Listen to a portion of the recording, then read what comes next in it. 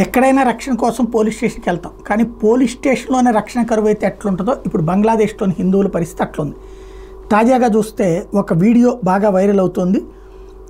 సోందంగా police station అక్కడ ఉన్నటువంటి Hindu youth ఇప్పుడు హిందూ యూత్ ఉత్సవకు సంబంధించిన ఉత్సవ మండల్ అనేటువంటి వ్యక్తికి సంబంధించి అతన్ని అక్కడ హిందూ కార్యక్రమాలు నిర్వహిస్తూ ఉంటాడని అతని మీద కంప్లైంట్ ఇచ్చారు లోకల్గా ఉన్న పోలీసులు.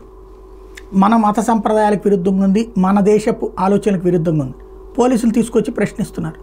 ఒక్కసారిగా ఈ అవామీ లీగ్ వ్యతిరేకంగా ఉన్నటువంటి పార్టీతో పాటుగా ఇప్పుడు యూనస్ బ్యాచ్ అంతా వాళ్ళకి సంబంధించిన అనుకూలురంతా కలిసి వెళ్ళి పోలీస్ స్టేషన్ని ముట్టడించి అబ్బాయిని ఒక్కసారి ఇవ్వమన్నారు. అట్ట కుదరదంటే చెప్పులు దండేసి వదిలేస్తాం, మాకు పంపించమన్నారు. వీళ్ళు పంపించారు. కొట్టి చంపేశారు.